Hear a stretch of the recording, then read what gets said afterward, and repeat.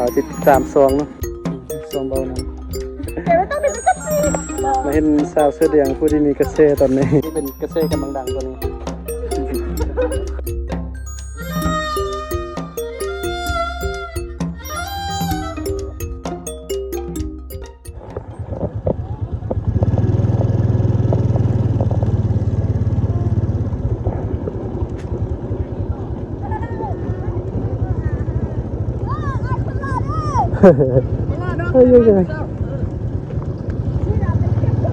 โอเคเนาะมื้อนี้ก็เป็นบรรยากาศตอนแรกเนาะอยู่ที่บ้านจองหนังเนาะเบาลังจะพาพ่อแม่พี่น้องมาเบิ่งบอนตักน้ำคลองสาวบานอยู่นี่เนาะพอดีว่าเบาลังขี่รถผ่านมาแล้วก็เห็นกับสาวบานเขาเจ้าพากันไปตักน้ำเปน้ำยางมาน่ะเบาลังก็เลยว่าลองไปเบิ่งเนาะเบาลังถามเอารถลงได้บ่เขาก็ว่าเอาลงได้เนาะเดี๋ยวลองไปเบิ่งว่าอยู่ไกลหรือบ่นะเบาลังก็ขี่รถนำคนเข้าไปนี่แหละโอ้มือเบื้องหนึงถือกองอยู่ตอนนี้จะเอารถจอดไปนี่แล้วก็ยางลงไปเนาะพุ่นนะเส้นทางไปเบิ่งบนอันตักน้ำคลองอันสะบานบูว่าจิไก่หรือบ่นะเบาลังเห็นสะบานเขาเปนำป้าโทยางไปนะโอ้ธรรมดาเนาะก่อนจะได้นำไปไซไปกินพากันมาแบกนำอยู่ห้วยนำแบบนี้นะโอ้คือว่าไก่เท่เนาะโอ้ไก่เนาะ ยางมานะโอ้พอดีไม่เห็นนั่นผู้สาวอาบน้ำโอ้นี่บ่าวน้อยเราเดี๋ยวมาเบิ่งกันให้บ่าวน้อยเราตักน้ำเนาะมาเบิ่งว่าวิธีการตักน้ำแบบใดเด้นี่เนาะพากันตรงเอาน้ำแบบนี้นะแบบนี้เลยเนาะน้ำนี่จะไล่มาจากอันหน่วยภูก่อนนะแล้วก็พากันเอาตุกมาตรงแบบนี้นะวันนี้ก็เป็นครั้งแรกที่บ่าวลังได้มาเห็นนะวิธีการตักเอาน้ำไปไว้ใส่ไว้กินแบบนี้นะเอาไปต้มบ่น้ำเนี่ยบ่ต้มเลยอ่ะกินเลยเนาะได้วะกินให้เบิ่งดูลองกินให้เบิ่งโอ้บ่มีการต้มเลยเนาะทั่วนี้เป็นน้ำธรรมชาติเลยนะไอ้บ่าวน้อยเรากินโซ่ให้เบิ่งเลยเมื่อกี้นี่บ่มีการต้มเลยนะ จับพาดีๆเด้อระวังพารูดเด้อ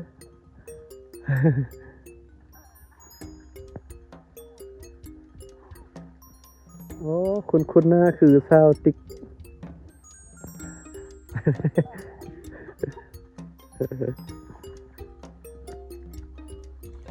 อาบน้ำไก่เถอะ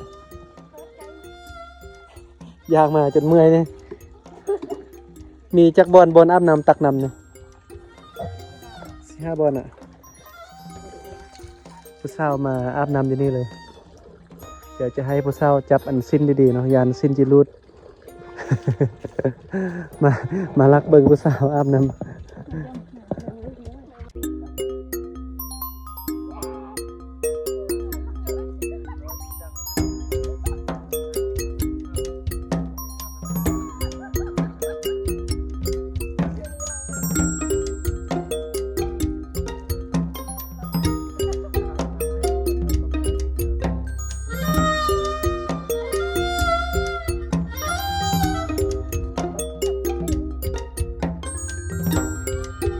เมื่อกี้บอลัง ไปอาบน้ำให้ผู้สาวลองเบิ่งเป็นครั้งแรก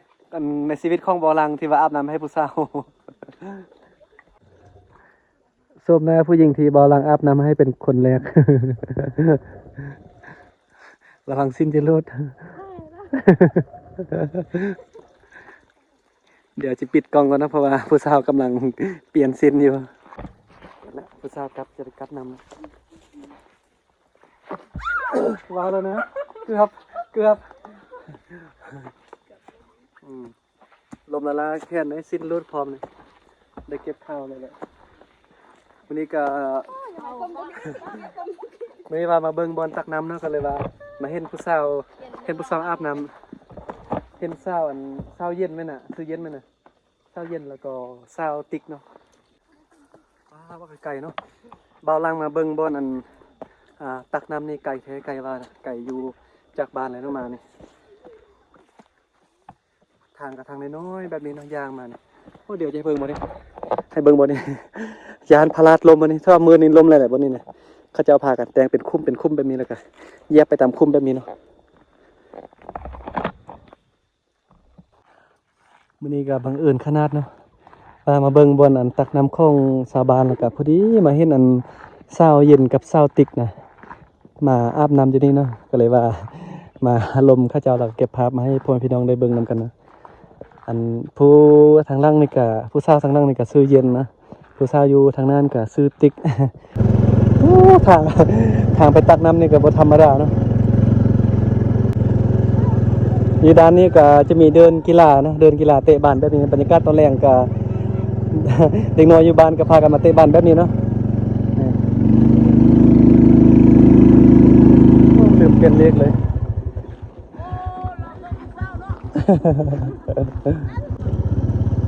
จิไปเฮือนพุ่นเต้ไปอัดซานไปเลย ไปอยู่บ้านท่าเด้อ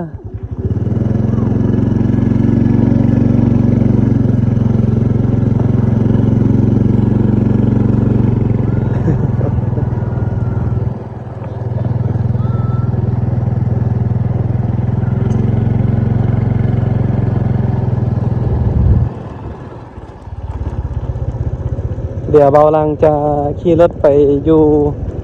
บ้านผู้สาวท่าเนาะ เมื่อกี้พาผู้สาวขี่รถมานำกับบมาเนาะถ้าว่ามาก็สิ ขี่รถก็สิบ่ได้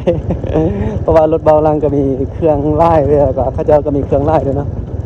เบาลังก็เลยว่ามาอยู่บ้านท่าเนาะอันนี้ก็เป็นบ้านลืมจองหนังเนาะอันนี้เป็นหมู่บ้านจองหนังบรรยากาศยามแรงที่บ้านจองหนัง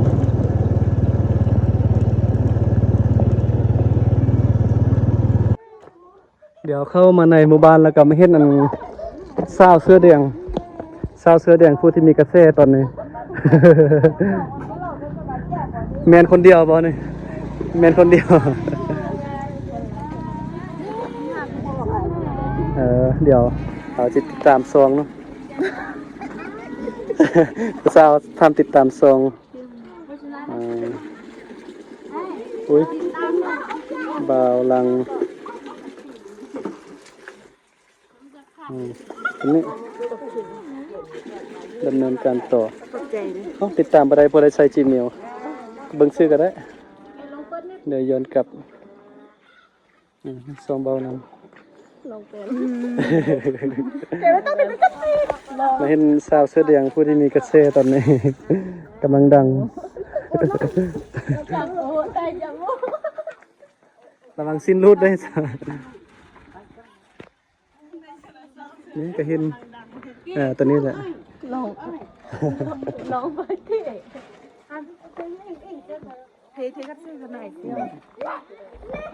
โอ้เดี๋ยวมาเห็นสาวเสื้อแดงผู้ที่เป็นกระเซกำลังดังตัวนี้ ผู้ใดใส่เสื้อแดงนี่ดังเมื่อนะตัวนี้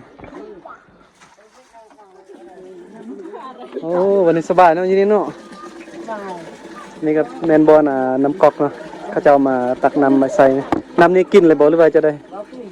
ต้มก่อนเต้น้ำห้วยเต้อันนี้ใบไซเต้อ๋อน้ำก๊อกนี้เขาจะโบกินเขามีแต่เอาไว้ใส่นะส่วนเขาจะกินมันกินอยู่น้ำห้วยเนาะบางทีเบาลังไปเบิ่งผู้สาวอาบน้ำมาเมื่อกี้นี่นะเขาจะกินน้ำมันนั้นเนาะแต่ว่าน้ำนี้เขาจะเอาไว้ใส่ไว้ล้างนะโอ้สาวแสดงไปพุ่นแล้วสาวแสดงไปพุ่นแล้วสาวแสดงไปแล้วเนาะ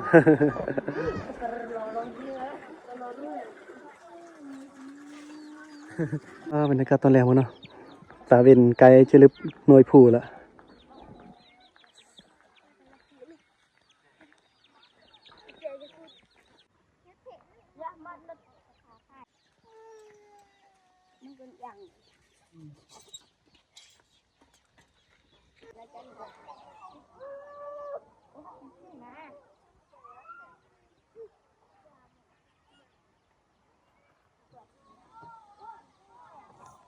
เมื่อกี้ก็จ้างไอ้เบาน้อยพายางไปเลาะไปเล่นในเทิงหมู่บ้านเขาเจ้านะจ้างขนมพุละทงเนาะไปเอาขนมแจกขนมให้กินแจกขนมให้เด็กน้อยเนาะค่ะไปส่งซื้อไปส่งเลาะเบิ่งหมู่บ้านนะ มือกล้องเอ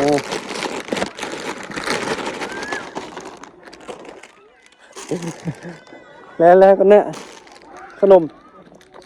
ปิดคลิปขนมพลทุ่ง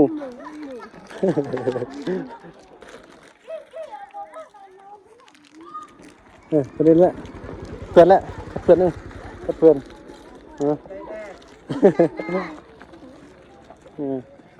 อย่างพูดนึงเนาะฮอตแต่ไหนโอเคในคลิปนี้ก็บ่ยังไล่นะมื้อนี้ก็พอดีว่าขี่รถผ่านมากำลังจะกลับบ้านแล้วครับไปเห็นอันผู้สาวแล้วเห็นสาวบ้านไปอาบน้ำไปตักน้ำก็เลยไปเบิ่งบนตักน้ำเนาะตักน้ำแล้วก็เบิ่งผู้สาวตักน้ำอาบน้ำแล้วก็มาเข้ามาในหมู่บ้านแล้วก็เก็บภาพมาให้พ่อพี่น้องได้เบิ่งได้ชมกันนะคลิปนี้บ่หลังจะขออนุญาตจบคลิปเพียงเท่านี้เนาะเพราะว่าแรงแล้วนะเดี๋ยวคลิปต่อไปบ่หลังจะไปใช้ก็ติดตามเบิ่งต่อไปเด้อ